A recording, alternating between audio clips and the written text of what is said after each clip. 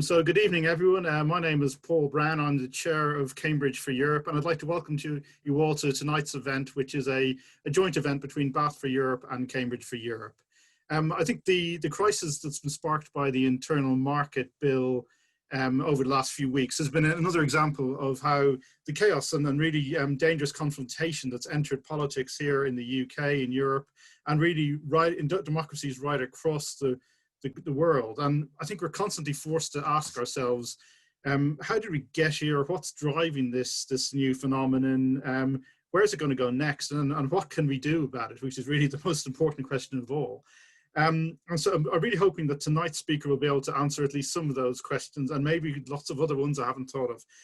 Ian Dunt is a journalist and editor of politics.co.uk. He's a presenter and host on the Nags podcast, and author of the book Brexit, What the Hell Happens Now, which I think predicted a lot of what we've seen happening, and maybe not quite in the right order expected, but it's mostly happened. And recently published a new book, How to Be a Liberal, and he joins us this evening to discuss the 6 lies of nationalism. And before I hand over to him, I just I think Emma would like to say a few words on how this event tonight will actually work. So over to you, Emma. Lovely, thank you, Paul.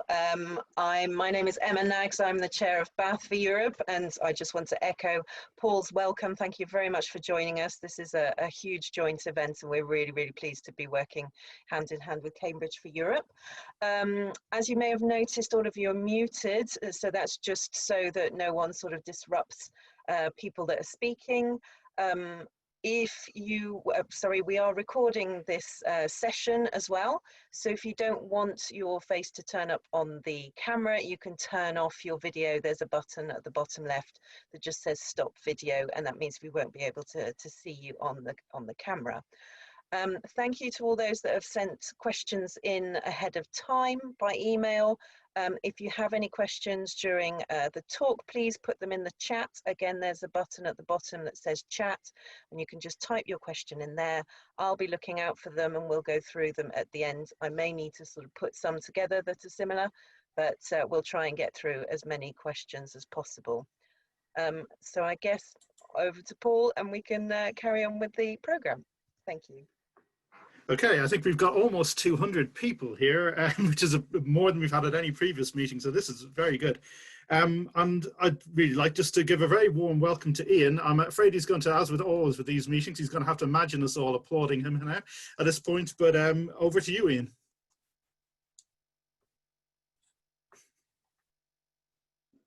Hello, excellent, very good. Yeah, well, thank you very much for the imaginary applause. It was very well received. And thanks for having me tonight. Okay, so what is it that I'm trying to do here?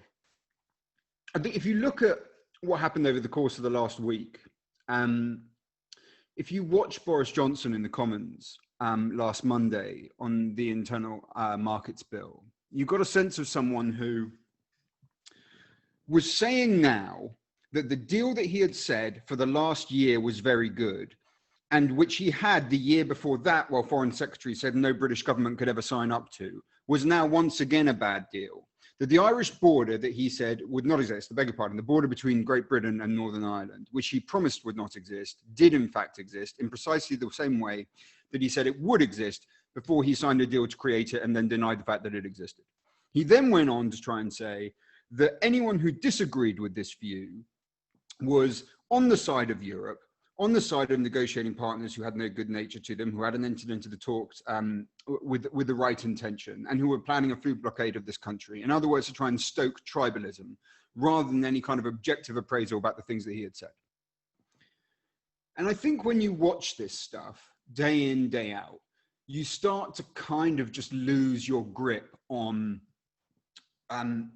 what is real, on having any sense of there being things that are solid around you, of a sense of memory, of people being held to the things that they have said, and having to make statements that correspond to objective reality. It feels like things start to slip from you. And there's a reason for that. The reason is that this is not just a series of isolated events. What we are seeing is an ideological assault. And it is not just happening in this country. It is also happening in the US under Donald Trump, in Hungary under Orban, to a stranger extent in Italy under Salvini, although he's not in charge now, but he still basically runs the political debate there. We see it in Brazil, we see it in India, we see it in Poland. And it is an assault by nationalism on liberalism. That is ultimately what it is.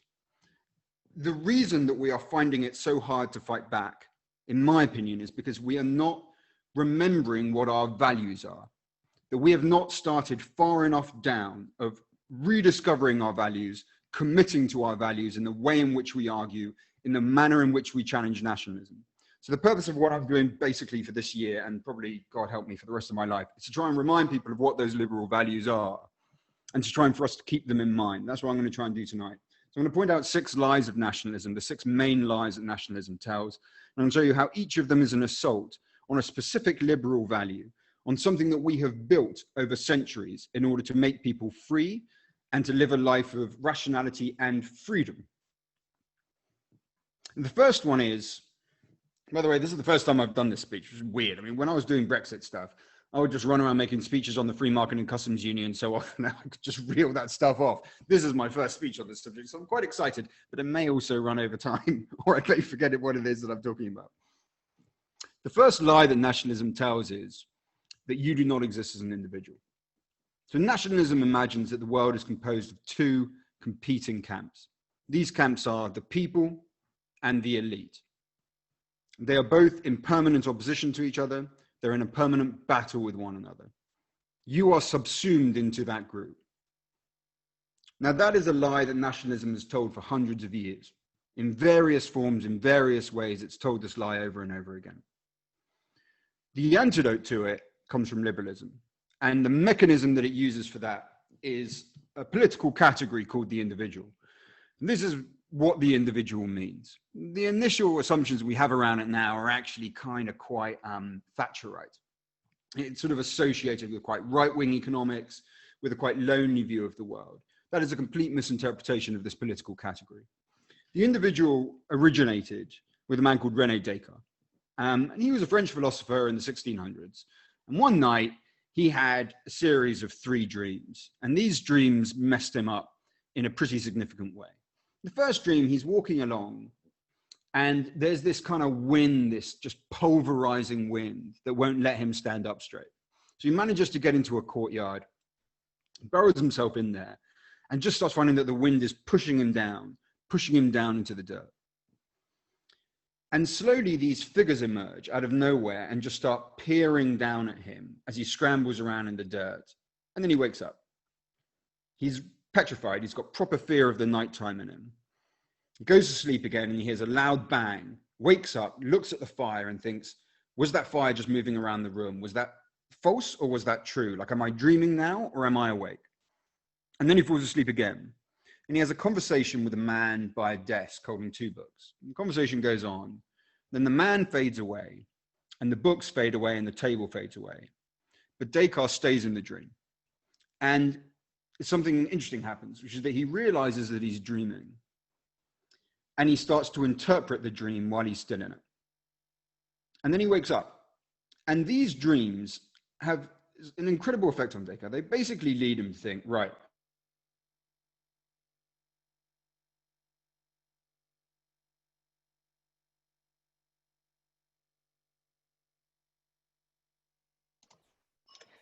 Sorry, Ian, you seem to have been muted. sorry, was that for a very long time? Or was that just shortly? There we go. Not sure what happened there, but Okay. Sorry, you're just muted for a minute or so, for 30 seconds. 30 seconds, okay, that's great. So he wakes up from the dream and he decides, look, this is the thing. I need to find out what is true. What I can certainly know in this world is true without any shadow of a doubt whatsoever.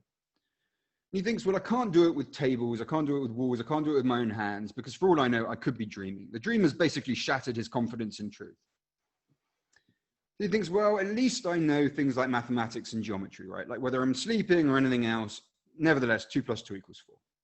But he doesn't even really know that. And the reason he thinks he doesn't know that is because he imagined there's an evil demon that could put those ideas in his head, that actually 2 + 2 = 5. The evil demon is basically the matrix. It's basically like saying to someone, prove that you're not in the matrix. Now, Descartes doesn't believe in this evil demon. the thing that gets him is he can't prove that it's not true. Again. Oh, bugger.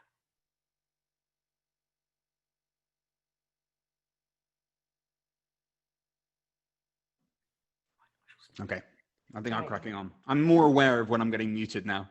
Okay. This is Good. like when I'm on the BBC. Okay, there's nothing in his life that he can guarantee is absolutely true. So he starts thinking, and then he comes up with something. And he comes up with something in a phrase which is basically the most famous phrase in all of Western philosophy. The phrase is cogito ergo sum. It's, I think, therefore I am. You can doubt anything in this world, but if you're doubting, then you exist. That is the moment that the self is discovered. That is the moment that the individual is discovered as the only certain thing in the universe. Not the church, not the state, not your country, not your race, not your family, nothing else. The individual is the only certain thing. But the individual has a quality, and that quality is reason. You only could recognize that you exist as an individual because you're using reason. Then there's a third part that he adds. The third part he does in kind of a weird way, in a way that it's hard for us to understand now. He looks at something like fire. Now, in his time, kind of Aristotelian philosophy had melded itself with Catholicism and turned into a kind of dogma. And it said that objects have the qualities that we perceive in them. So fire had the quality of heat, and blood has the quality of red. And Descartes' proposition is different. What Descartes says is, no, the substance of the object and my perception of it are different things. And that is hugely important. Because what he recognizes is that our sensory apparatus is insufficient. So therefore, we need to develop tools that can actually see the way that things really are. And then we need to come up with hypotheses to make a guess as to how they might be and then test for them. And by the time you're doing that, you're doing science. So that provides the third part of what liberalism is right at its foundation. It's the individual using reason and looking for evidence. Objective, empirical evidence of the real world. And these are the operating units of liberalism. Now, almost immediately in the English Civil War, this starts to get processed into political reality. You get a guy called Richard Overton. Richard Overton was this kind of ramshackle hack journalist in London during the English Civil War, about the same period as Descartes, 1600s. It's a period where anyone trying to publish anything on presses is frankly in a lot of danger. So the King Charles I, using his sort of chief enforcer, Lord, and locking up anyone that prints anything, locking up those who have black market printers. And eventually this process culminates in a civil war between the king and parliament. The king loses the first wave of the war. And then something interesting happens. The more conservative section of parliamentary supports, the Presbyterians in parliament, turn against the more radical elements of the revolution. And they start doing exactly what the king had done. They start imprisoning people who've got printers, imprisoning people who write on them, imprisoning people who put out radical literature. And Overton, who's one of them, is caught, he's thrown in jail. And in jail, he comes up with a really interesting thought. He realizes there's no point us giving rights to a group.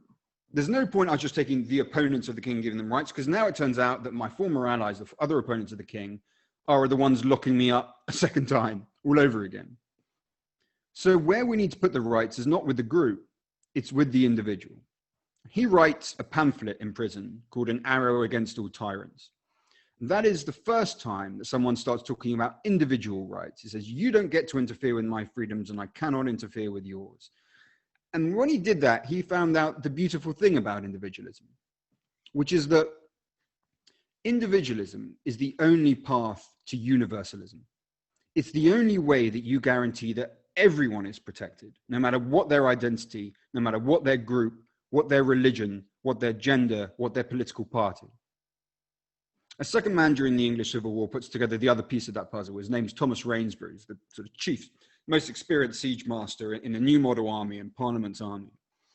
And at one point, for a really quite extraordinary debate called the Putney debates, The new model and the levelers, the radical movement from which Overton had come, meet up in a church. Now, at this point, these guys have taken the king hostage. They're at war against their own parliament, and they've mutinied against their officers. And they proceed to have an incredibly advanced political debate on, essentially, on political philosophy. And there's a moment there where they start raising the prospect of democracy for the first time, really, of proper democracy, without a property requirement. And Ireton, Cromwell's brother-in-law, says, well, you can't possibly mean that you give a vote even to people without property. And Rainsborough's response, to me, is one of the most important moments in the history of political thought. And there's a chance I can do it all verbatim right now, but that is a fucking risky. I'll give it a go. I might fuck it up. Okay, I'll give it a go. He says, the poorest he that is in England hath a life to live as the richest he. And therefore, truly, sir, I think it's clear that no man ought to live under a government without having first had a role by his own consent in the formulation of that government. I did it. I might have got a couple of words wrong. I might actually have got a couple of words wrong. Basically, that's the quote. And I think that was pretty good. What the interesting words there are by his own consent. So again, the individual is the important notion. And by giving their consent, they create the legitimacy of government. In other words, democracy. So there, almost instantly after Descartes writes, this idea of the individual was blossomed into the two central tenets of liberal ideas: individual rights and democracy. Notice the way that these two ideas don't actually rub up that easily with each other, that they both chip away at one another on either side. For instance, individual rights means there are certain things that democracy cannot do. No matter how many people vote to persecute a minority, to throw someone in jail, because of their religion, you don't get to do that. There are limits on democracy because of individual rights, and there are limits on individual rights because of democracy. For instance, through taxation. We're going to take some of your stuff, and we're going to use it for these other reasons. The second lie that nationalism tells is that the world is simple. And so in a way, it's a direct riposte to that discovery of those two liberal values of individual freedom and democracy, which require trade-offs, which require complexity. If you look at a bit of this and a bit of that from each person. Instead, nationalism goes back to a different idea, which is that the individual doesn't exist, the group is good, and the other group is bad. Now, this idea has a very long heritage, and it goes back to a man called Rousseau, who was a French philosopher in Switzerland. He was, I beg your pardon, he's a Swiss philosopher in France. He was almost completely insane. Very, very pessimistic view of life, very pessimistic view of society, quite hated really by all those around him. When he sort of imagined that these Enlightenment philosophers were trying to kill him everywhere he went, and eventually found a home, well, for a while with David Hume, the Scottish philosopher. Who put up with him for a while and then eventually wrote to a friend saying, like, he is a man that has lost not only his clothes, but his skin. And he's just a man that was in an absolute frenzy of existence by this stage. He had an idea called the general will. Now, Rousseau was not a bad man. He wasn't a violent man. He didn't want a single drop of blood for any of his ideas. Nevertheless, books are dangerous things. And the book that he wrote proved to be something that, in my opinion, is responsible for millions of deaths and has been taken up by tyrants from time immemorial and is still coming up now. The general will is a weird idea. And his idea is you have three kinds of will. So you have a personal will, an individual will. That's the stuff you want: sandwiches, PlayStation, sofas, whatever. You have a corporate will as an organization. So a charity might have an opinion, a political party, etc. And then there's the general will. The general will is this kind of almost mystical process of collective consciousness that happens when a group of people come together. Rousseau's view was that took precedence over all things, no matter what they said. There was no such thing as individual rights within that general will. If they wanted to take away individual rights from this minority over here, then they got to do it. That idea is one of the first proper formulations. The phrase had been used before with the first proper philosophical usage of the will of the people. And almost instantly, it was used to create tyranny. The first moment came very shortly after Rousseau's death during the French Revolution. His grave, small grave, was actually dug up and brought to the Pantheon in Paris with great honors. where the will of the people took precedence over everything. And the will of the people, this mystical thing created by a homogenous group, was suddenly reflected in one man whose name was Robespierre. And Robespierre proceeded to use that to kill thousands of people. Now, that was seen by Rousseau, by the way. Rousseau had a figure of the legislator who would mystically conjure up what this will was. And very quickly, it turned out that there were people who were willing to represent that. Robespierre was the first, but he wasn't the last. Every time that that idea of the will of the people comes up, there is someone who claims to be able to mystically challenge it and uses it to expand the power of the executive, to expand the power of the government. This then proceeds again throughout history. You see the same thing with Karl Marx. Instead of it being the general will, it's class consciousnness. That the group is homogeneous, it's pure, has very strict external boundaries. You see it again, and then in the Soviet Union, you see it in class leadership. Under the Nazi regime in Germany, you see it through race leadership, but the idea is the same. The group is pure, the people are pure, and there is an elite and conspirators who wish to either pollute or to destroy the people. In the Soviet Union, that happened to be the kulaks. Kulaks was a word that wasn't used very much before the revolution, predominantly in Ukraine. It basically meant sort of rich peasant. Very quickly, it started to take on a different category, which was a way of giving a class delineation to peasantry who hadn't really fitted into the Marxist system. And very quickly, they started killing them. The liquidation of the kulaks was a policy pursued by Stalin. They did so in Holodomor, which is the Ukrainian famine, a man-made famine, killed millions of people. Nobody gives a damn. Nobody ever talks about it. And they did it by forcing them into exile, which was essentially a death sentence. And they did it by pushing them into the Gulag meat grinder, where again, hundreds of thousands of people were killed, most of them designated as kulaks, later designated as enemies of the people, or wife of enemy of the people. In other words, any kind of family member of someone accused.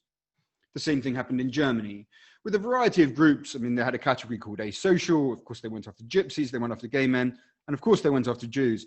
It's a mistake, I think, when we look at Nazi Germany to treat that relationship in a quantitative rather than a qualitative manner. So the Jews were not at the top of the hierarchy of enemies of the people. They were a separate category. They were not a form of social pollution to the Nazis. They were the chief conspirator against the people and therefore had to be exterminated. The deaths there were 6 million. The third lie that nationalism tells is that institutions are in a conspiracy against the people. And this is a very telling lie, because it was after the events of the Second World War that liberalism put together the system of international institutions, which were designed to prevent that from ever happening again. Now, it had already done this on a domestic basis. Very early in liberal theory, there's this idea of separation of power, of you take as much power as you can from the government and you start carving it up and putting it in different places. So the first place you put it is in the parliament. Ideally, you come up with a bicameral parliament, you split it in two. So parliament operates against itself as well as against the executive. You also put it in the judiciary and the courts. You, through free speech provisions, actually put it in the press as well to hold all those sides to account. And you put it more broadly in civil society. After the Second World War, a decision is taken by liberal thinkers when the entirety of liberal thought becomes, how do we prevent this happening again? How do we prevent these homogenous blobs of humanity ever being allowed to take over again in a way that clearly always ends up with the targeting of minorities? And it's decided to put that on an international level. The first way that takes place is through the GATT, the General Agreements on Tariff and Trade, which later turns into the WTO. And that puts a rules-based order on the manner in which countries trade. Liberalism always had the idea that trade is the alternative to war. People want stuff. Countries want stuff. And if they don't get it through a normal exchange, a mutually beneficial exchange, then they seek out more violent alternatives. So the first thing was to stop trading relations degenerating into trade warfare. That was done primarily through the WTO. At the European level, where Europe looked at itself and said, look, we've done this twice now. If we do this again, there'll be nothing left of the world. This can never happen again. It went a step further, which is the merging of economies, the merging of economic functions, so that the entire concept of war would become inconceivable in the minds of those within the countries. And that started with coal and steel. and then it turned into a customs union, and then it turned into the single market. The same thing happened with human rights law, international human rights law. First of all, the UN Convention, and then with the European Convention on Human Rights. Now, all of these three instances required the separation of power. They involved a loss of sovereignty. You take the most favored nation rule at the WTO. That says you can't discriminate in your tariff provisions. So if you want to have a tariff of 10% on wine with Italy, you've got to have a tariff of 10% on wine with Japan. I don't actually know if the Japanese make wine. It's a terrible example, but whatever. You can't discriminate in your tariff provisions unless you do a free trade agreement with people. That involves a loss of sovereignty. It means if you signed up to the WTO, I mean, sure, you can leave at any time, right? But while you're in the WTO, you don't get to just start messing around with these tariffs whenever you like. You're set. You've lost some control. Power has been separated away to an international body. The EU involved more. It said that on the single market, we basically share regulations. It's not on everything. There's plenty of services actually that aren't included. There's some good, but ultimately, especially on goods, especially on capital flow, you are losing some control over regulation. You take part in the conversations in order to change it. You could argue that you get more power that way, but you're giving up some sovereignty. You're separating power. And the same with international human rights law. That you are now saying, if you're a member of the European Convention on Human Rights, you can't do this stuff. And then if you say you want to discriminate against this minority, well, we're not allowing you to do that anymore. What he got in exchange was several things. The first was massively increased wealth for poor and rich countries alike. An extraordinary period up to the late 70s of hugely increased prosperity in the West and the non-West. Through the EU, the kind of liberties that were created were unknown in the history of humankind. Chief amongst them, there are many I could list, but chief amongst them was the freedom of movement. Now, this was something that had only been glimpsed at in liberal history, the idea of freeing the individual to move anywhere in space, for the time being limited to a continent.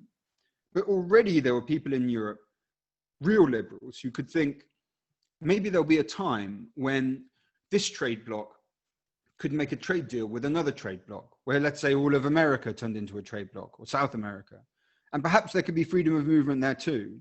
And it suddenly wasn't inconceivable that you could see that in 100 years, and maybe 200 years, that each human being would have the right to travel wherever they liked on this planet without hindrance or without the state interfering with them. The same with human rights law, where finally the protection of the individual rights guaranteed by liberal theory was no longer put in the hands of the state, the exact actor which is most likely to interfere with them, but was now put outside of their hands to a court in Strasbourg, which could step over them, massively empowering the individual, reducing the power of the state. In every case, it involved a sharing of sovereignty, a separation of power, and that was for the good, because it was through this that we got the advances in prosperity, the advances in human freedom, and the protection of individual rights, and a guard against warfare. That post-war period was complemented not just in the real politics, but also in the ideas that came from it. And one of the chief ideas came from George Orwell. Again, writing in exactly the same period with us, so going through the GATT agreements, making the initial moves towards Europe. One of the things he realized was just how powerful Descartes' initial findings had been. That notion of objective truth, of empirical reality, provided a defensive mechanism against tyranny. He did it in a book called 1984, which is a sort of sci-fi fiction book. It is, by distance, the most successful piece of liberal propaganda ever produced. I mean, just by copies sold, let alone by how deeply it's imbued itself into people's thought. There's some parts of that book where he's explicitly referring to Descartes. There's a point where Winston, the protagonist, says, you know, does not the idea that I do not exist contain a logical impossibility? The purpose of the party in 1984 is to eradicate your capacity to deal with empirical evidence, to eradicate your capacity for objectivity. Why? Because that is the method by which you can hold the state to account, by constraining it in the world of what really exists, by not allowing it to form reality around itself. And it's from that fourth lie of nationalism comes. The fourth lie of nationalism is that there is no such thing as truth. And it was Orwell that spoke against it. The fifth lie is that you do not question. Now, we are seeing the rise of nationalism across the world. And you will look around you and you will see exactly this principle based on precisely Orwell's argument. Once the objective world can be just burrowed out from underneath you, any attempt to question can be treated as the fact that you are the enemy of the people.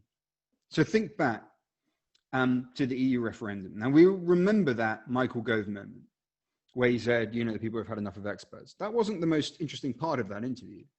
The interesting part of that interview was when he made reference to organizations, economic bodies, trade unions, and said, they don't have your best interests at heart. They are engaged in a conspiracy. He, not quite in so many words, but he certainly explicitly accused them of taking money from Europe, of being engaged in a conspiracy against the people, and of trying to undermine their interests. That idea continued throughout the referendum campaign. Now you fast forward to now with the Internal Markets Bill. When Boris Johnson says, my great deal is now a terrible deal, he does not allow the fiction to just sit there. He formulates it in the world of tribalism. And if you watch the Tory MPs behind him that evening, you will see them rise as one to embrace it, culminating in one Tory MP saying, you need to make a decision now. You're either with Britain or you're with the EU. So again, the attempt to take objective reality, extinguish it, and replace it with tribal allegiances. Again, in a piece called Notes on Nationalism, in 1945, Orwell made exactly this prediction, that information would be assessed according to tribal identity rather than its objective veracity. The same process takes place in Trump's America. Trump now has lied tens of thousands of times in his presidency. But those who try to challenge him with their economic bodies or experts or scientists or journalists are branded one of two things: either the deep state, which is essentially Trump's word for the separation of powers, or enemies of the people, the exact same phrase that was used by Robespierre when he was summoning up Rousseau.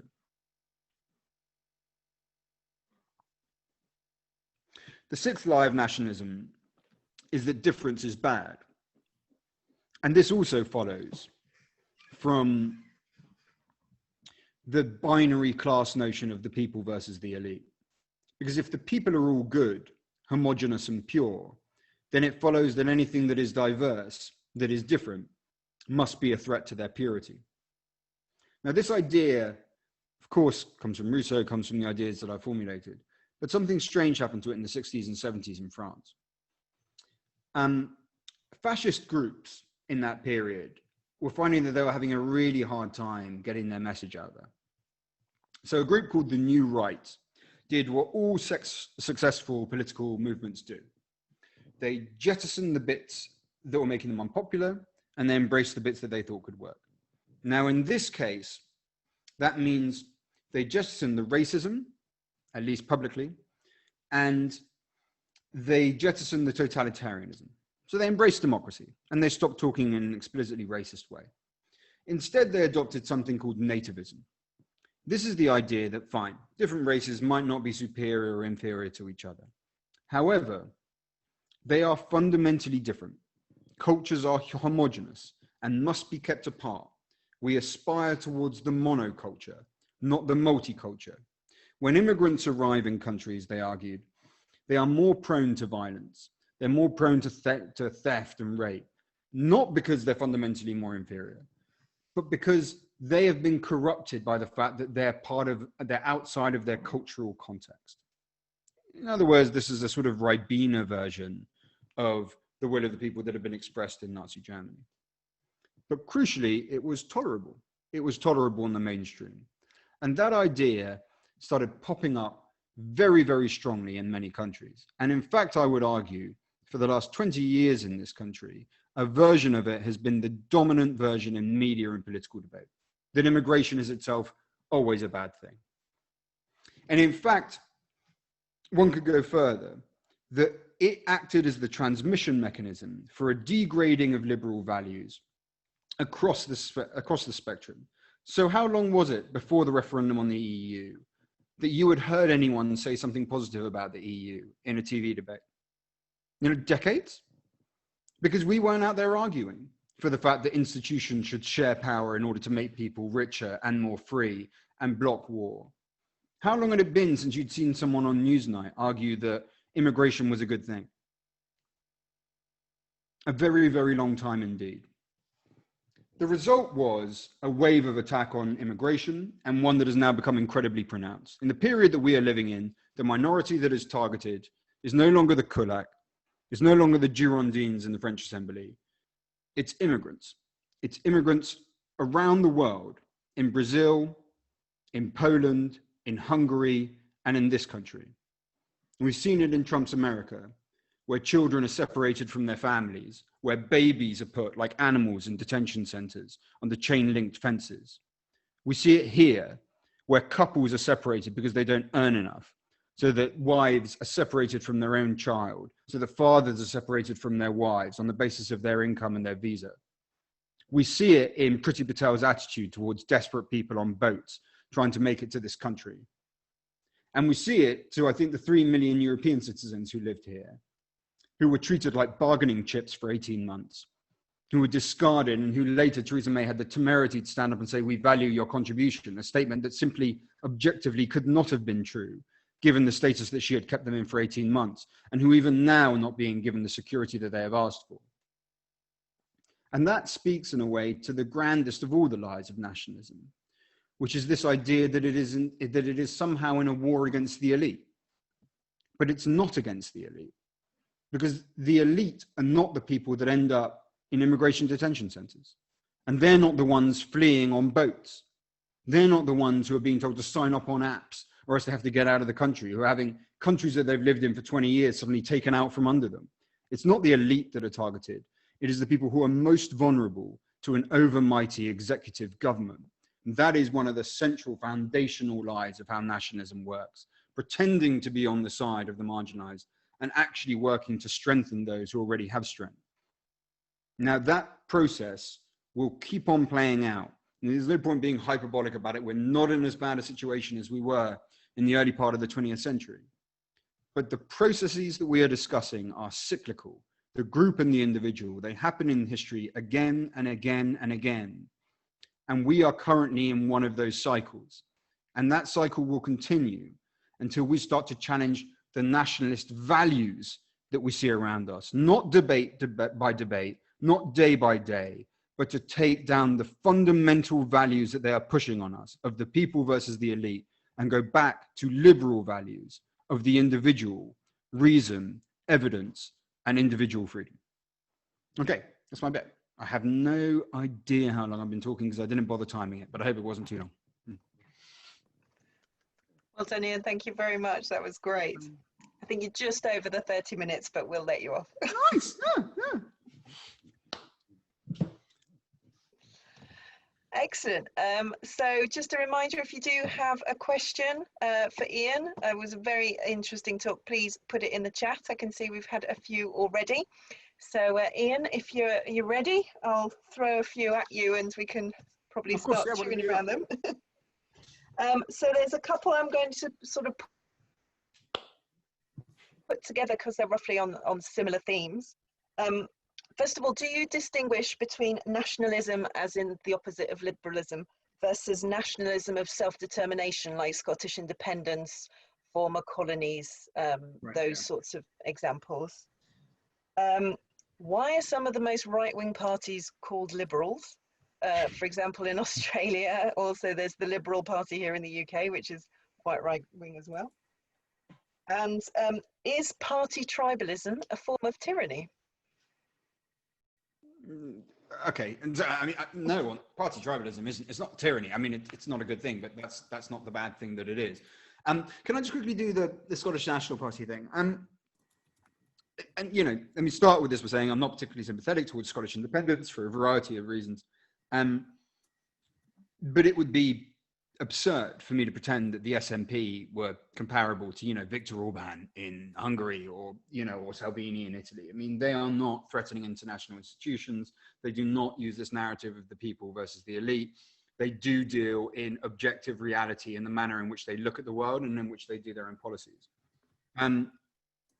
There will be a challenging period, I think, when there's a new independence referendum, which I think there will be. And no matter what Boris Johnson says, it's going to be very, very difficult to stop, simply because the mandate and the material condition change make it such a perfect argument. I don't think it's going to be able to stop it. And I think Scotland will, the Scottish independence movement will win that referendum. And then they're going to be in an interesting position, because all of the things which we currently have said about the Irish border over the last 4 years in the Brexit debate will then be true about the Scotland-England border, which is, if you want to have a different regulatory regime, we're going to have checks on the border. And Scotland will want that because it wants to join the EU. Now, be that as it may, and you can go whichever way you want on that, and I'm not going to suggest the economics of one way or another. That's not what I want to address. What I want to address is there'll be a temptation on the SNP at that point to engage in the kind of politics that we've seen from Brexiters here, which is to say, this is all made up, it's a conspiracy, it's not really true, everything will be fine. And so that'll be a testing moment to see whether they can stick by those convictions of dealing with the real objective world. And look, my respect for the SNP is a grudging respect, but it is a respect, and I don't hold it against any Scottish person who thinks, fuck this, I found an escape raft and I'm taking it. I get it, I totally get it. And I don't know whether I do the same thing, but I get it. But there will be complications in that process, very severe complications with very, very severe economic consequences for Scotland, which won't be necessarily made up, and certainly not in the short term, by joining the EU. And on that basis, there will be a temptation to depart from the word of objective truth. And I really hope that that's not what they do. But no, they're not the same. They're obviously in a qualitatively different category. Thank you. Oh, and why are some right-wing parties called liberals? Do you know? Oh yeah, sorry. Well, it's the same reason that lots of right-wing parties are called, democratic. It's a nice word, that people associate with quite good things. This is not something that I talked about today, but there is an economic split in liberalism. So if we say the freedom of the individual, that can mean several things, right? Like on the right-wing interpretation, which was, so John Locke, if you go far enough back, and Adam Smith are sort of these foundational trunks of liberalism from which the right and the left both split off. But it does start there. And then the right splits off along the sort of Friedrich Hayek line, and the left splits off around sort of John Stuart Mill and John Maynard Keynes. The right-wing view is, well, if it's about individual freedom, I get to keep all my stuff. So the sphere of freedom means that I don't get to be taxed and I have to worry about anything else. I'm being very broad and very general here. There's much more to it than that, but that's obviously at the heart of it. The left-wing view says there can be no personal freedom. If you look at the Industrial Revolution in England, right, loads of stuff being produced.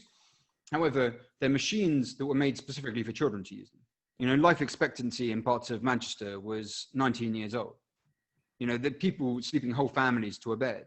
Like, how much individual freedom exists unless we tax more, take that money, redistribute it, create new chances through education, through welfare, through public services. So that's the general split, and you can go left or right. So it's not crazy that there are some right-wing parties with the word liberal in the title, but I don't really think that's why they've done it. I think it's just because it makes you sound like you're quite nice, which, many liberals are, but generally not the ones in Australia. Poor guys. Great, thank you. A couple of questions about the role of journalism in battling nationalism, basically. What do you think the role of journalism is in fighting against nationalist rhetoric? And also reforming the press. So obviously recently Extinction Rebellion blockaded the certain newspapers, and the shouts went out that it was limiting freedom of speech, and that trying to reform the press can be seen as being illiberal or putting restrictions on freedom of speech. So how could the press be reformed without being subject to that criticism? The press's role is exactly the Orwell role that I mentioned earlier. It's to hold the government to account by dealing in objective reality. Now, I'm not going to pretend that we've been very good at that over the last few years. The BBC had a very bad Brexit, not because of a conspiracy on, wanting to support it. It was just because it didn't have the confidence in its audience to tell it the reality of the complications that were involved. It gave the story, instead of to its editing experts, who have some really impressive people there, to basically to the Whitehall unit, to the politics unit, and treated it like a soap opera. And by doing so, I think contributed to a gross misleading of the audience. The tabloid press on the right, obviously, backed it in a typically tribal way. The solution to all this is just a press that deals in objective reality, that says how things really operate, and that reminds leaders of the things that they said. And that is not an impossible thing to attain. I don't think it comes through regulation. I've got to say, in the last bout of this after Leveson, that gave, when I was writing stories about powerful people, especially in private sector providers of public services like Serco, like G4S, especially around the detention estate and around prisons, that gave them an awful lot of inway to basically silence me and shut me down over and over. So you always have to remember with regulation that the stuff you use for the guys you don't like will probably apply to some of the journalists who are doing the stuff that you do like. And when you're kind of a scrappy little website, which is what we are without much money, when it comes to this stuff, it's not hard with people with money to shut you down. To me, the solution to this is people don't understand how important their clicks are. They just don't get it. But every time you click on something, you are creating the news that you want to see. I can't stress enough how much media will respond to that. Let alone when you start buying a newspaper, which is the really important stuff, buying a magazine. Now that really matters to actually make them financially sustainable. It is, and I know this is not a satisfying answer, but it is in the punter to provide the support and often the money. If you can give, if you can support by Patreon, the people who are doing the things that you like as well. If you can do that, you can get more of the journalism that works. And at the moment in this market, with the media where it is, with outlets dropping out, and especially after COVID is battering us so much, believe me that is a more powerful voice than you'll get through 10 campaigns for media reform, in my opinion. So I think, think before you click, because you haven't just clicked to see something, you've clicked to create more of whatever it is that you're about to see. Great, thanks, Ian. That's good advice.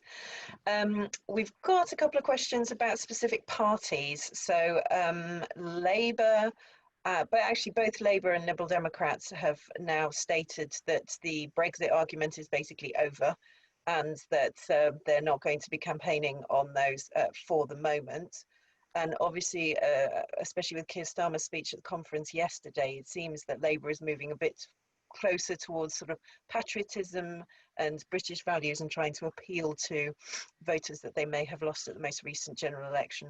So where do you feel both Labour and the Liberal Democrats are, and should we be switching our support elsewhere, or should we just stick it through and see how it goes?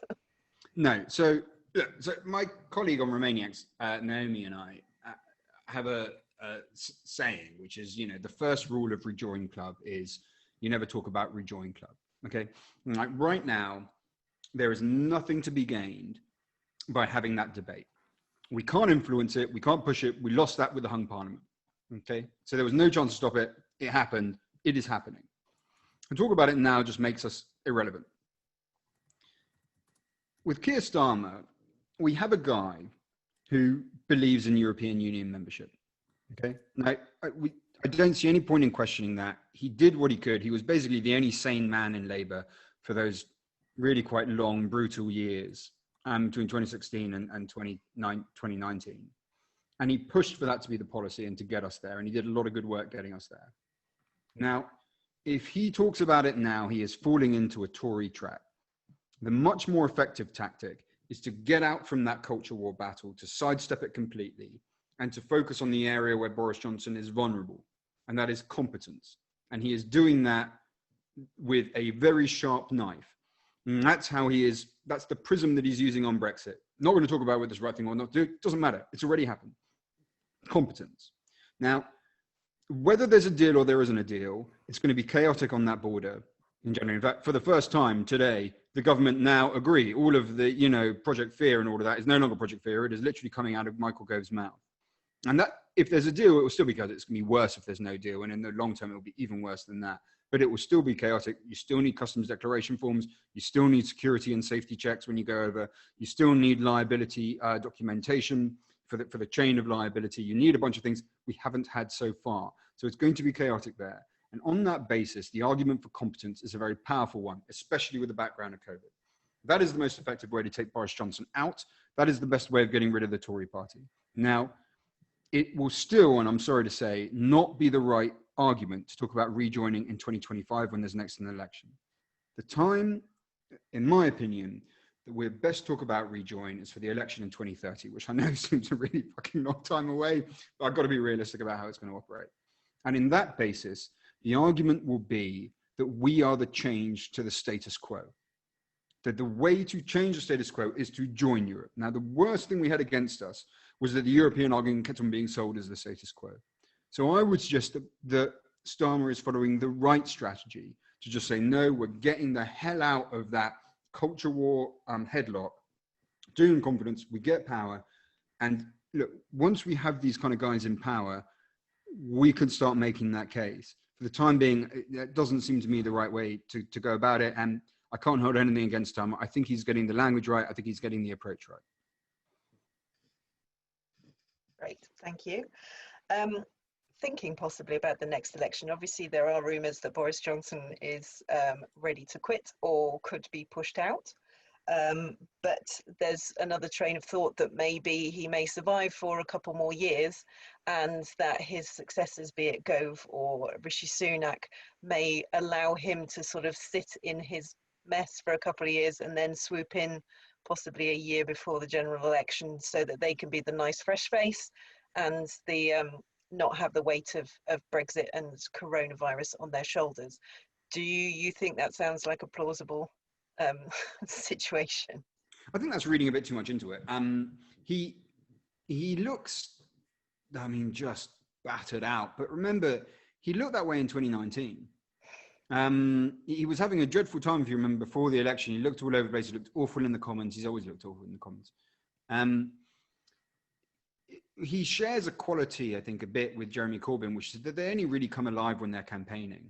And then you get a bit more vibrancy.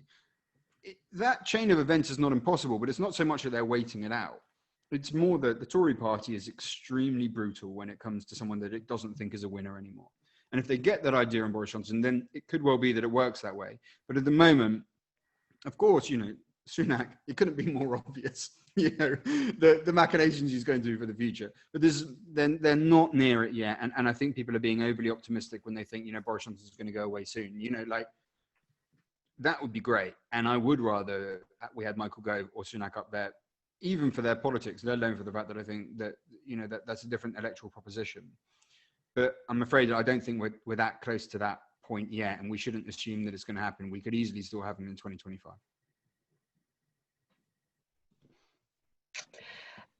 Okay, so circling back to the sort of main theme, this is from Adam Demeter. I'm going to read it verbatim.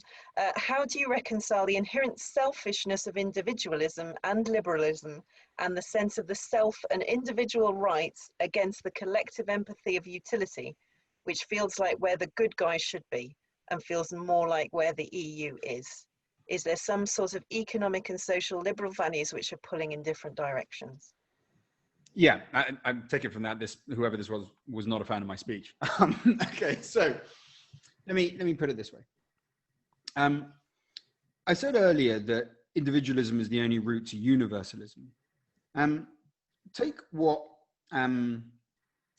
Keynes said.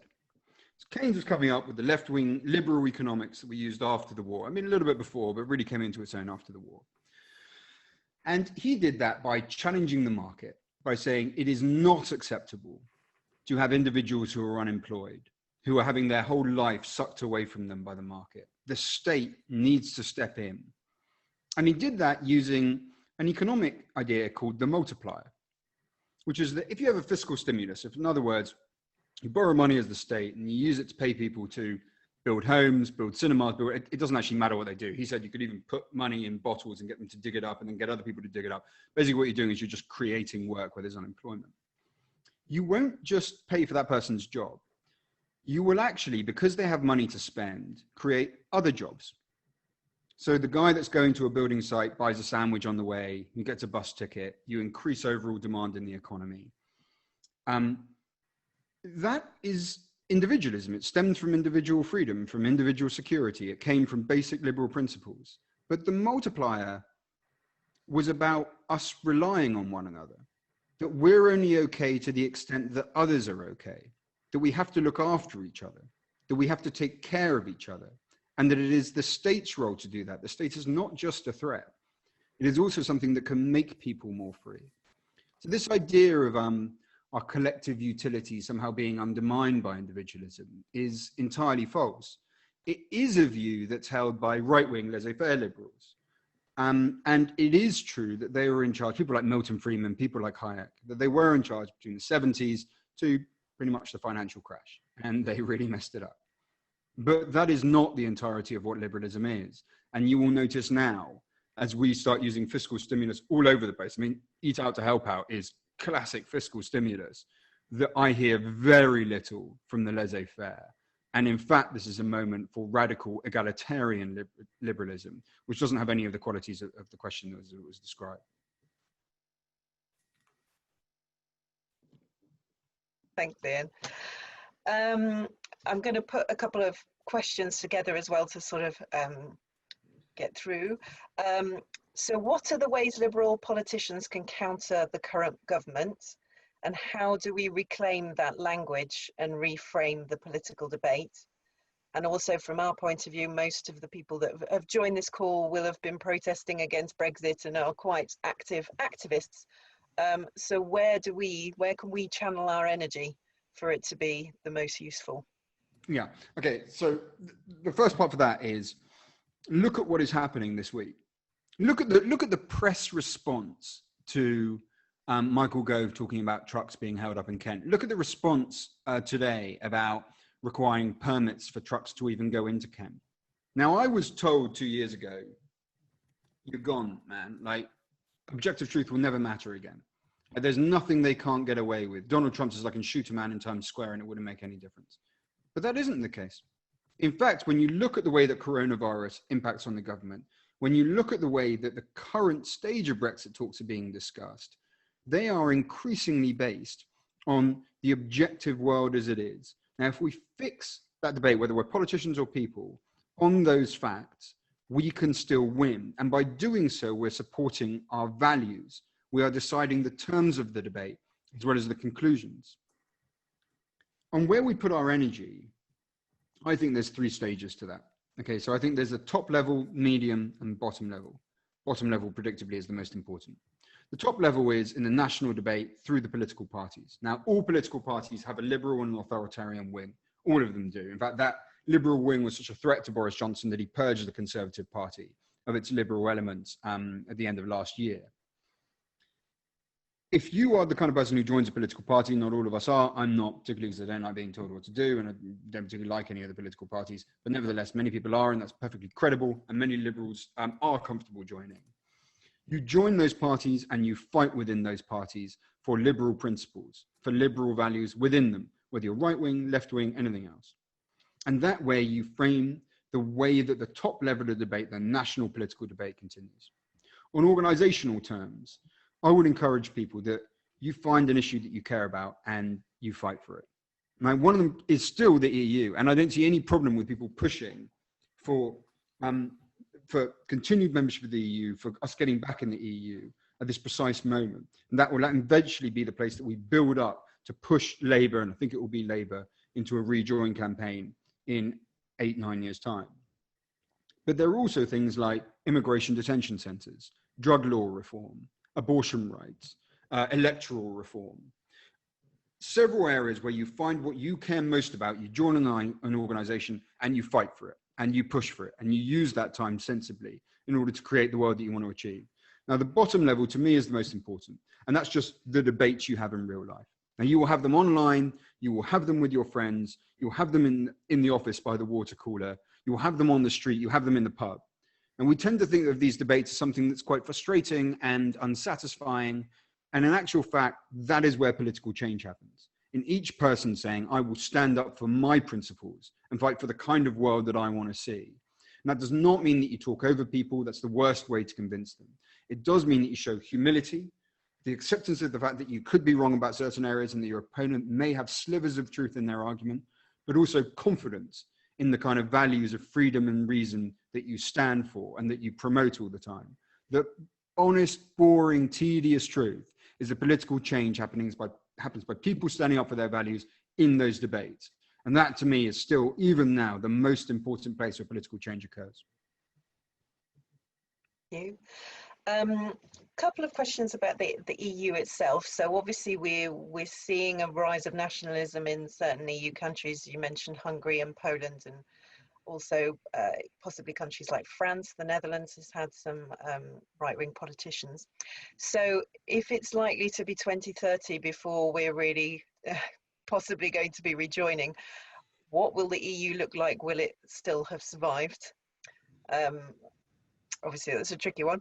And also, do you think it's possible that we could have a sort of slow joining of the EU where we could possibly sort of align ourselves back into certain institutions and gradually get closer and closer over that time? Yeah, I mean, the EU will definitely still be around. But it is in a dangerous place. And you see many of those same mistakes happening right now, especially with the refugee question. So if you look at the policies that are being pursued by several member states, I mean, especially Greece, but several others as well, on pushback, on basically essentially giving up on refugee rights, essentially giving up on the Refugee Convention in a way that actually is illegal, but the Commission has taken no action on. If you look at the reticence and weakness that has been shown towards Orban in Hungary, I mean, Orban, it's a small country, it's just 10 million people in Hungary, but what he has done is create an authoritarian state in the EU. And until the EU starts getting very, very serious indeed, and Germany really needs to step up on this, mostly for investment reasons, it's not doing it. It has a series of very, very heavy investments in Hungary. Unless that happens, then the EU will be seen as something that is very good at creating liberal democracies when they want to join, but cannot stop them degenerating into authoritarianism once they're inside. That's very, very dangerous. That is a cancer at the heart of it. And at the moment, I see way too much of the EU mimicking nationalist rhetoric instead of actually attacking it. And that is not something that worked out very well for us in this country. And it's not something that will work out very well for the EU either. I think that the most likely route to rejoining in the EU is actually through incremental steps. And that's the reason that now, even though there can be a tendency on some parts, some Remainers that I speak to think, well, no deal, at least it will show that they'd have failed and it will look catastrophic and we'll have proved ourselves. To me, no deal is the worst thing that can happen to us rejoining the EU. Because the main thing that a deal does, any deal, even one as threadbare and god-awfully shite as the one that Johnson's trying to negotiate, is that it provides a springboard for further smaller deals, which I think will start with financial services, it will go on to data, but it keeps conversations going. It keeps sectoral regulation conversations going that you can build for and start to become closer enmeshed. The further away we are from them in our starting position, the worse it is for our overall goal of getting back in there. It will take time either way. I think it will take more time if it's no deal than it will if it's a deal. Thank you. A very simple question, but this is actually one that I'd quite like to know as well. What are neoliberals? And a question from Brendan Hill. To what extent do you think the right has learned from Surkov's techniques, or have they done this unconsciously? So a neoliberal is essentially another word for laissez-faire liberalism. And this is a form of liberalism which goes way back. So it does start with John Locke, it goes through Adam Smith, but its first proper sort of proponent is Benjamin Constant, who's this kind of lunatic Frenchman, maniac bastard really, but a very, very good philosopher. And he was the first one to start putting together this idea of, yes, the individual rights means you keep all your stuff, but more importantly, he took the invisible hand metaphor in economics and pushed it forwards. And then that was the idea that the market works best when it's left alone. The state shouldn't interfere, and insofar as it does, it makes people have less stuff, people become less wealthy. So the thing to do is get the state out the way in all cases and let the market do it. Now, that wing was opposed from a very strange angle, actually. It was John Stuart Mill. John Stuart Mill should have been a laissez-faire liberal. John Stuart Mill, famous sort of Victorian philosopher. He should have been a laissez-faire liberal. I mean, his dad used to hang out with Ricardo, another classical economist. But actually, he put forward a different view. It's a very important view. And I think it's one of the central ideas in political economy. And he said it this way. He said, the question of the state versus the market does not admit of a universal solution. That's to say, on any economic question you look at, in his case, it was the building of canals, but now we might say something like, the provision of electricity or shipping, or whether it comes to welfare, or whether it comes to burger restaurants or anything else. It's not necessarily the market that does it best. It could be the state, or it could be the market. In places where there's a natural monopoly, like on utilities, very often it's the state. In cases where there's a variety of different kinds of desire, like t-shirts, usually it's the market. But state and market is a constant question. Now, the way that politics breaks down, this is again very basic, is that you have on the left, communism says the state should do everything in the material world. On neoliberal / laissez-faire liberalism, you say the market should do anything. In the middle, you have radical liberalism or egalitarian liberalism, or you can call it left-wing liberalism if you like. I don't really like that phrase.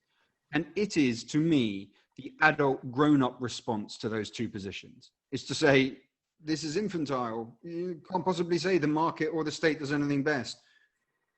Real adult politics is about thinking, what are the things that we are trying to achieve?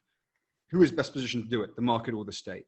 And you will come up with usually, a mixed social democratic economy of the kind that we see in Sweden, that we saw in this country, frankly, until the late 70s, early 80s. So that's what neoliberalism is. It's laissez-faire liberalism. It's been a disaster, really, every time it's been tried.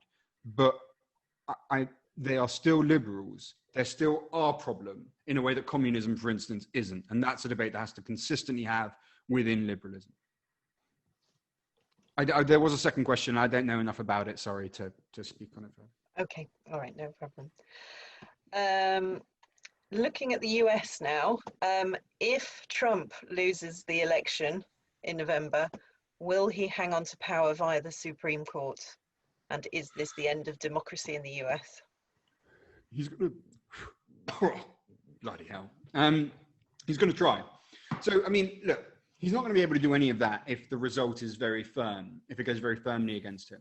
If it's tight, I think we already see the direction of travel in the US, and we already see the kind of damage that's going to do. And there is, look, I mean, to say the end of democracy is tough, but I mean, ultimately, as a sentence, those are that is the gravity of the situation that you'll be looking at in the US. And we shouldn't fool ourselves, as people did when he first came in, and you get these kind of sage commentators going, oh, I'm sure he'll be terribly different once he's in power. It's like, no, the man's evidently a fucking barbarian lunatic, and he's going to govern like a barbarian lunatic. And that's exactly what he has done. He is what he looks like. He's one of the most uninteresting figures I've ever seen in politics. It's not even really interesting on a psychological level. He's basically just a babbling toddler. So yeah, I mean, that's what's going to happen. And in that situation, we are going to have to show real solidarity with those in the US who are fighting this stuff, because it is going to, in that situation, it'll be very, very grim indeed. And frankly, I think it's quite believable that that is the kind of result we'll get. And I think it's extremely believable that that's how he'll follow it. So we should strap down and set in. I've had years of whenever I talk to people, like film crews or whatever from other countries, and they're like, it's really interesting watching this Brexit thing. I'm like, it's interesting for you because it's not your country. For us, it's grim, man. Well, actually, now we're going to have a bit of that watching the Americans and just being like, I guess this is interesting, but also quite scary. So yeah, I'm afraid I've got no good news on that front either. Well, let's just hope it's a decisive defeat. Exactly. Another question. So it seems that objective truth is no longer appealing because lies are bigger and flashier and more attractive. How can we hope for democracy to fight back against the big lies? How can we get the truth heard? I mean, the first thing that we have to accomplish is the reintroduction of shame as an operating principle in British politics. So that this was the case for a very long time. It's not like politicians have only just discovered lying, I mean, this was a long trend. But before they were scared, They were scared that if a journalist said that they were lying, that they got something wrong, and especially if the journalist said that that happened repeatedly, then their honor would be besmirched, the public would not like them anymore. Now, the defense that politicians are currently using against this, and this starts with Cummings in the referendum campaign, is tribalism. And just say, well, it doesn't matter, whether it's true or not. What matters is that we're on the same tribe. Okay, so we attack it by reintroducing honor as one of the defining attributes in British political life. And we do that by reaffirming respect for the institutions that fact check, that see what is actually the case in the world, whether they're economic institutions, whether they're journalists. We work to toughen up the standards by which we assess objective truth in society. Now that can be done, and it's done again through our behavior. And it can be done, especially, I think, effectively in debates with people on the other side of a tribal divide, where you sidestep the tribal divide. So again, watch the way that COVID allowed a return to objective truth that hadn't really been possible during the Brexit debate. Suddenly, as long as you're away from that tribal debate, people had a very different set of priorities. Actually, what is the government doing with testing, and why has it started sending people back to care homes? And why is it saying one message, today, don't go to work, that is completely different to the previous one? These things are accomplishable once you step out from that tribal dogfight. And stepping out from that tribal dogfight, the risk of repeating myself, is about rejecting those values, the value of the people versus the elite, and reintroducing the one of individuals assessing the world on the basis of objective reality. Thank you. I'm going to get on my other hat at the moment, because I also work at Make Votes Matter. So we're the campaign for proportional representation. So I was wondering whether you have an opinion on how the first past the post system, which has been shown to have a right-wing bias, is affecting the sort of representation of liberal values in our country, basically. Yeah, I mean, I can't think of any. It's almost impossible to defend at this point. I mean, the main defense you always used to get was it stops extremist parties coming to power, and you just think, well, that hasn't worked out very well. What we presumed was that extremism would always come through a vehicle like UKIP. What we didn't realize was that UKIP, by osmosis, could sort of pollute the mainstream right-wing party. The only, I guess, remaining defense I have of first past the post is that in a lot of the immigration cases that I cover, the person usually in a detention center or just facing sort of, an attack by the Home Office is ignored until they get their MP to write in. So the constituency link has some usefulness in that area. That's pretty much the only area left to defend it. I mean, right now, and especially when we start, thinking about Scottish independence and things like that, it must be clear that for the liberal left to succeed, we need proportional representation. And it therefore follows, it's never going to come from this government. It therefore follows that we've got to get Keir Starmer on side. And now we've done this before. We did it with Blair, and then, to a certain extent. And then they get into power and they think, you know what, I don't fucking want that anymore because I got to power on the existing system. So suddenly they like the existing system. You've got to hope that you can have such a public, continuous commitment from the opposition leader that when they get into power, they actually have to do it. So right now, it seems absolutely imperative, really, truly imperative. It's hard to think of a more important issue in this country than to get Keir Starmer on side of proportional representation. The good stuff is that the initial noises from him have actually been pretty good. And it seems like there's definitely space to work there. But, you can't be complacent about these things. Okay. I'm going to debunk your constituency link argument, because there are forms of PR that maintain constituency link, particularly Northern Ireland has very strong local MPs. So there are no arguments for first past the post. I defer to your greater knowledge, yeah. Can you see political tribes working together in order to stand up for decency and honour and campaigning for things like PR together? Yeah, Jesus Christ. I sat on Remain marches and fucking applauded Tory figures who, when I was Michael Heseltine, I lost my first job at a bookshop when I was 17 because Michael Heseltine's autobiography came out and I kept on putting it in the crime section. And they wouldn't, and eventually they just gave up and they were like, well, you're sacked, basically. And now I'm cheering him on the street. Yeah, I could definitely, look, it's happening all the time. It's happening all around. We spent the last 4 years, most of us, just being like, I can't believe the people I'm in bed with. You know what I mean? There was crazy shit. This week it was Theresa May. I can't, like, I was actually like, oh, well, maybe she's all right as well. I don't want to take this too far.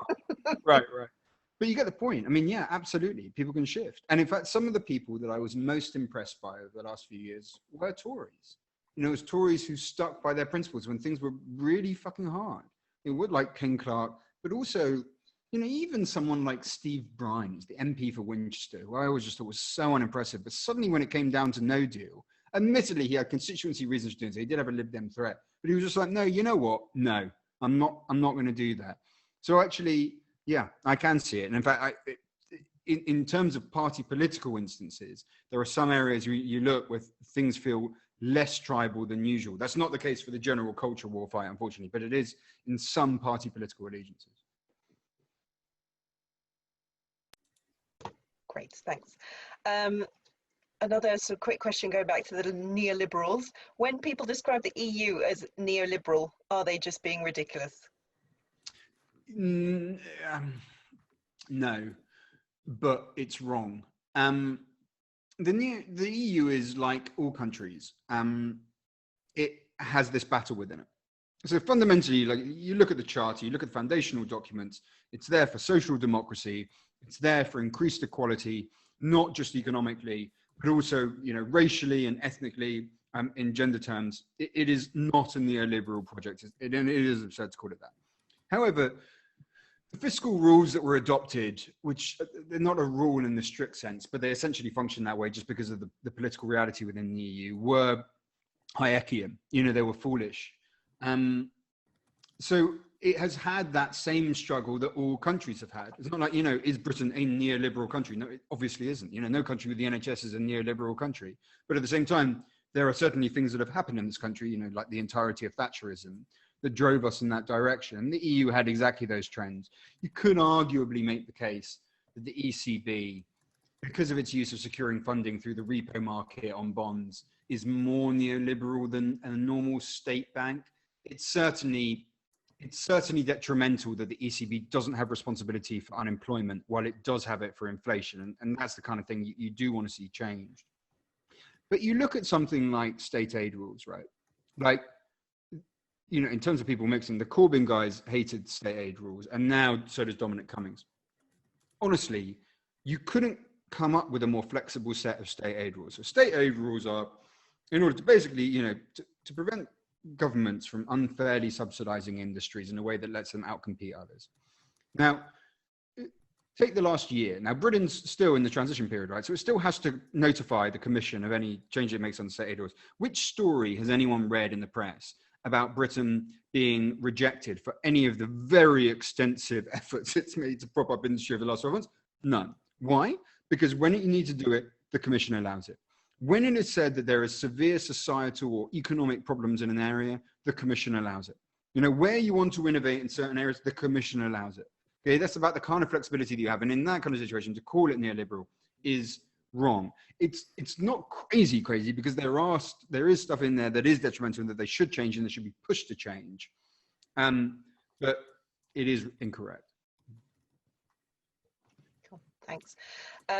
I think we're probably going to wrap up. I think I've covered pretty much everybody's questions. Hopefully everyone will be relatively satisfied. There's just one last question, Ian.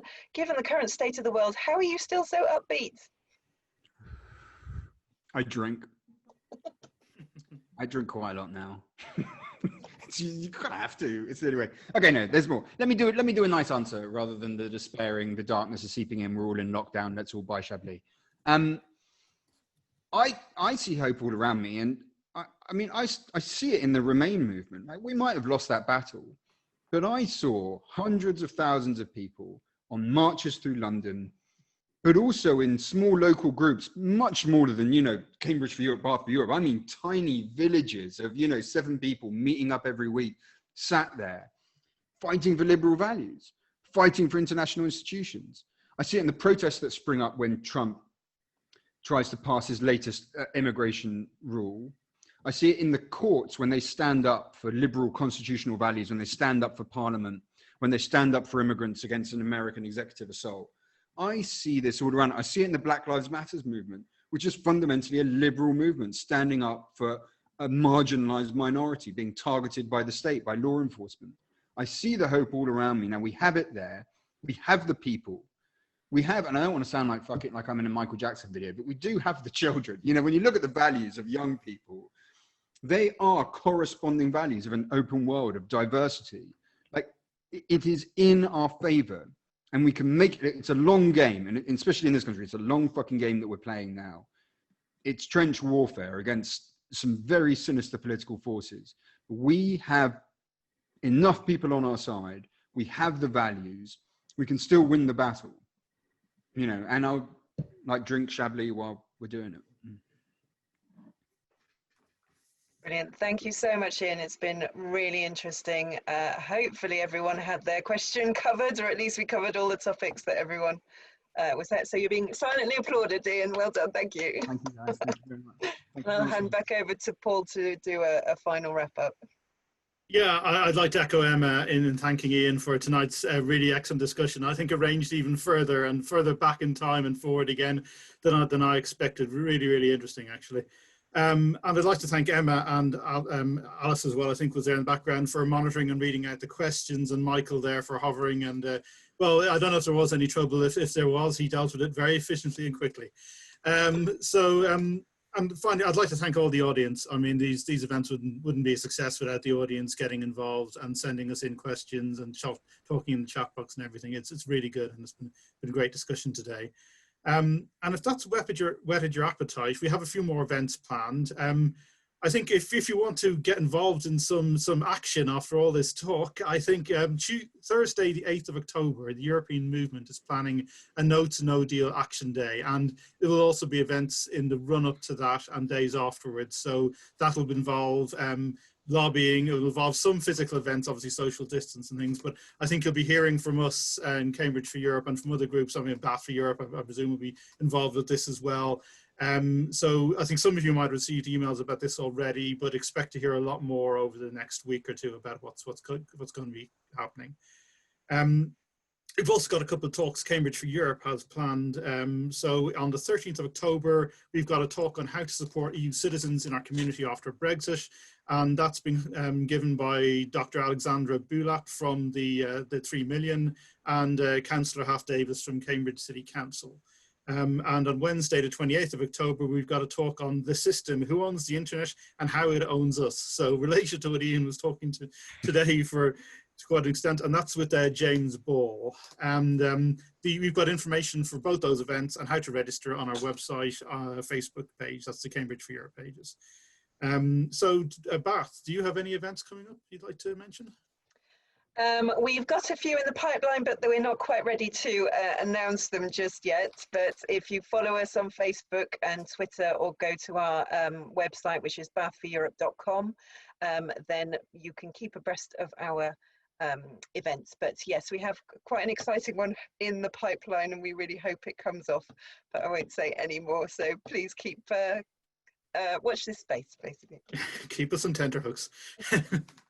Okay, I think that wraps things up really. So thank you again, Ian, for a brilliant talk, and thanks everyone for joining us. Thank you. Have a nice evening.